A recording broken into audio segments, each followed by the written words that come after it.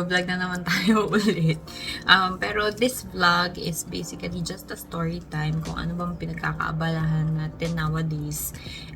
So, well, actually, simulan natin today. So, kanina, pagising ko, naglaba lang ako, ganyan. Tapos, linis ng bahay, ng mga pinggan, ganyan. House chores, basically. Tapos, this morning, kasi today, official start ng school is today. Pero ang schedule ko kasi is Tuesday, Thursday, and Friday. So, technically, bukas pa ang pasok ko. So, dahil ngayon ang first day ng school, yung mga instructors namin, nag-start na silang mag-reach out and yun, so nag-reach out na sila through Teams, nag-reach out na din sila through D2L, which is yung ginagamit naming platform for school.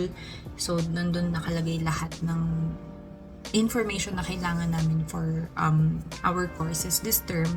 Tapos, yun, so basically, chinek ko lang yung mga updates nila, tapos yung mga course information na in-upload nila, which is, course information is similar as syllabus. So, mas kilala nyo siya sa term na syllabus.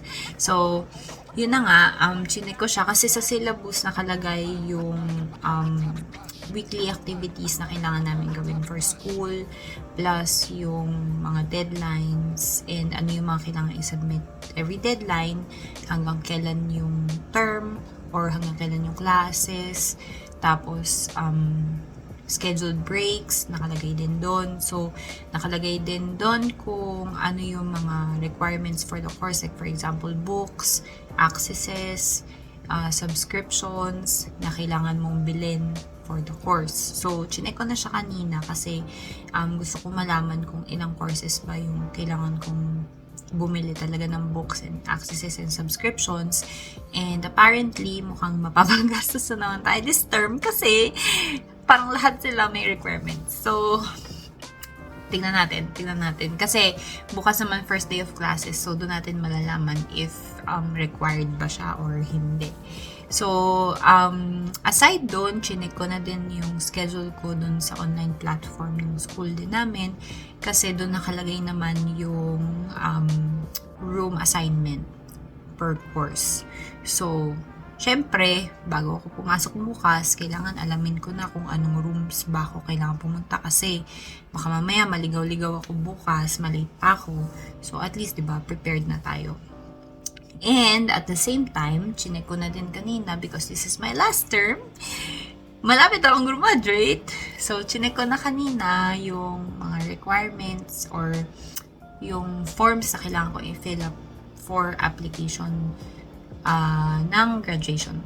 Application to graduate. So, yun, chinek ko na kanina. And, nag-create na din ako ng bagong Trello board for winter. Kasi nung fall, first time kong gumawa ng Trello board nung fall term. I mean, specifically for my studies. Kasi, last term, puro marketing classes meron ako. And wala akong exams. Wala akong quizzes. Well, actually, may quizzes. Pero dalawa lang. Pero most of my requirements, puro submissions ng papers, analysis, research papers, portfolio, etc. So, ayan. So, kung makikita nyo na. Yan. Yan po yung mga ginawa ko ng fall term. Marami po siya. Kaya hindi ako masyadong nakapagparamdam ng fall term kasi talagang very busy po ako. Dahil parang lahat yata ng mahihirap na major courses binagsak ko na dito nung fall term. Ewan ko pero sana mas magaan na tong winter term ko, no? Pero yun na nga, so, ngayon, kanina, nag-create na din ako ng winter Trello board. So, pasok din sa theme, winter, ayan. Puro snow ang pine trees. Ayan. So, i-update ko na lang yan ng mga requirements na kailangan kong i-submit for this coming term.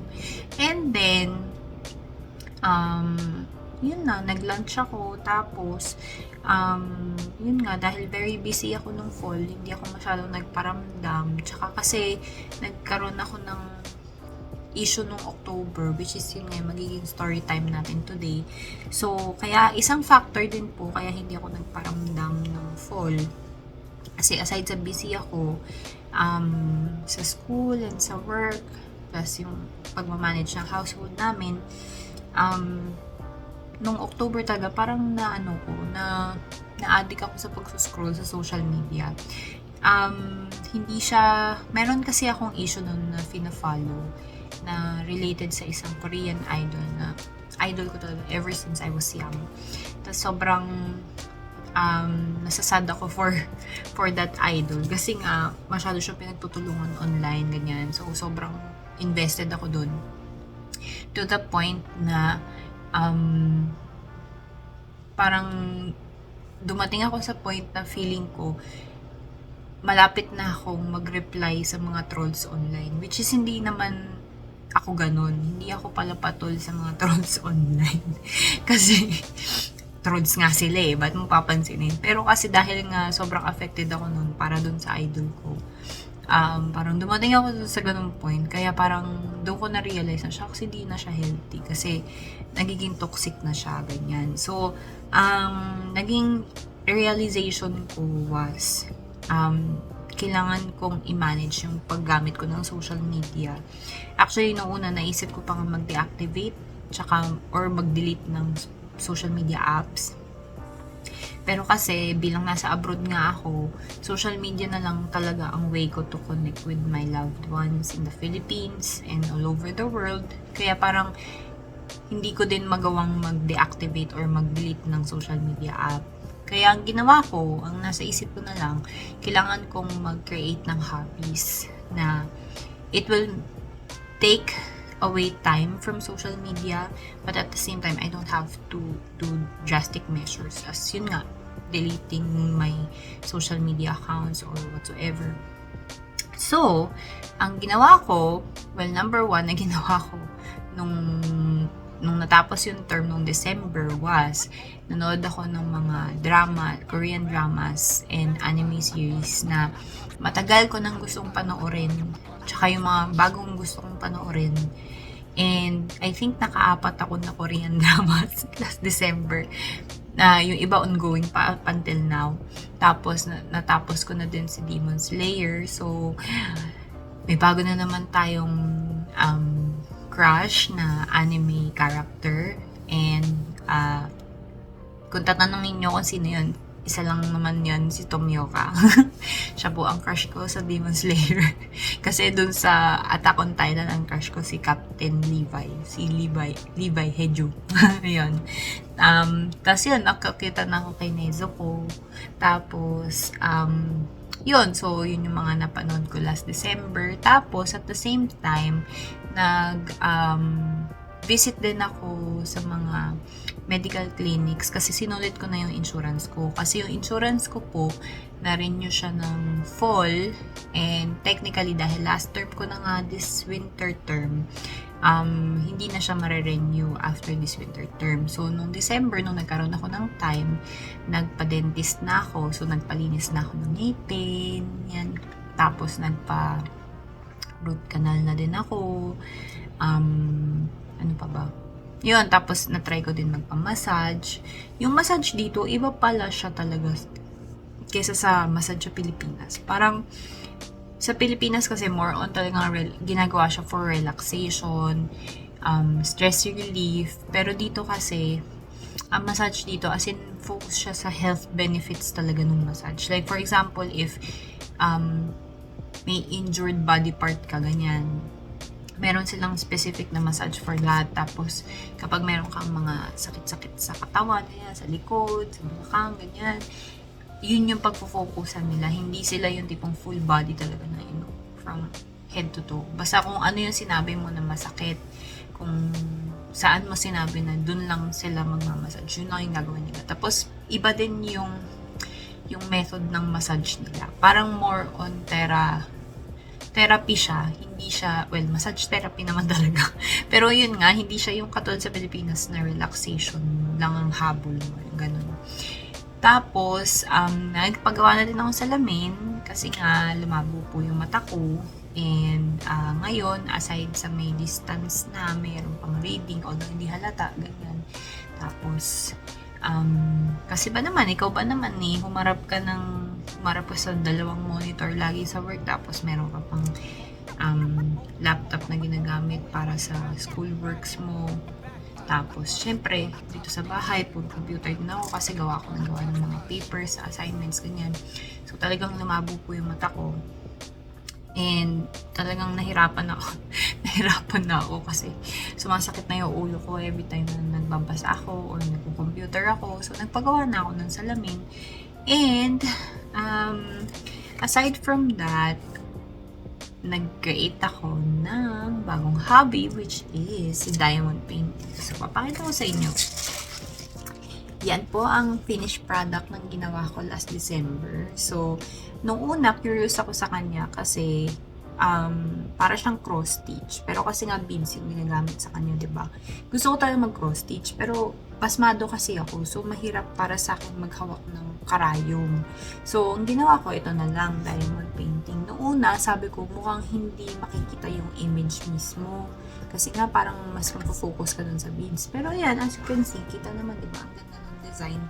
So, ang problem ko na lang ngayon, naghahanap po ako ng frame na 30 by 40.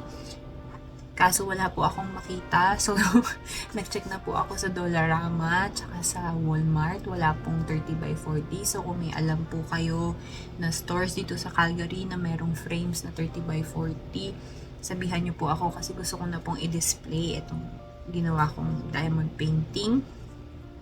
At gusto ko pa siyang dagdagan.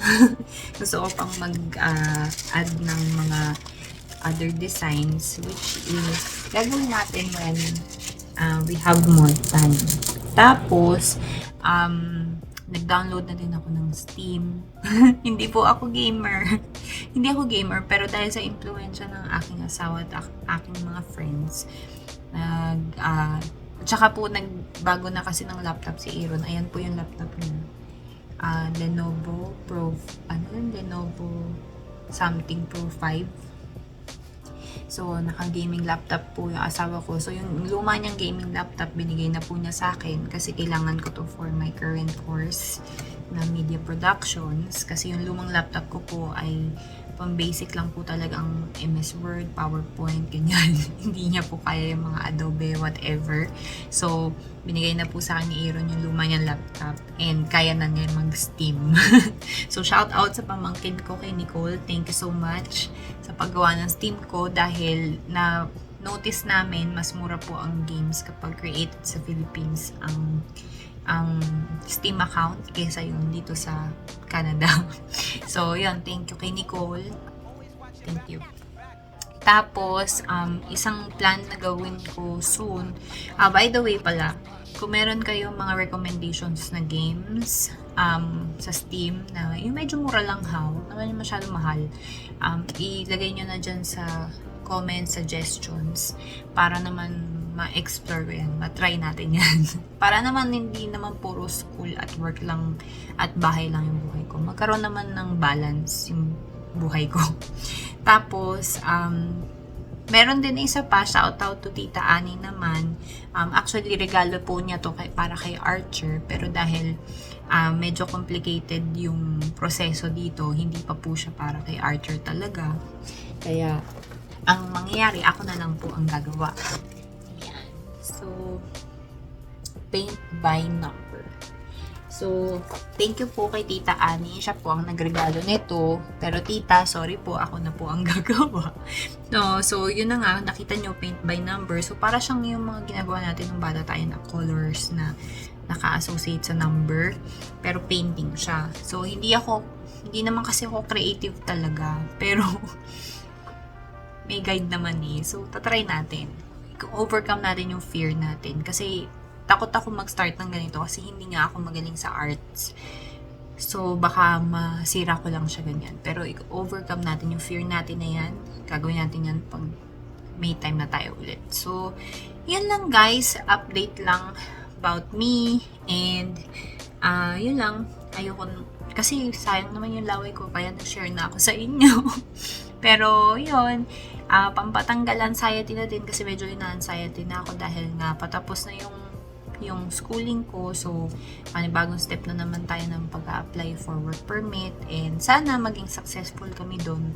Pray for us, wish us luck. And thank you for listening to me. See you soon. Bye!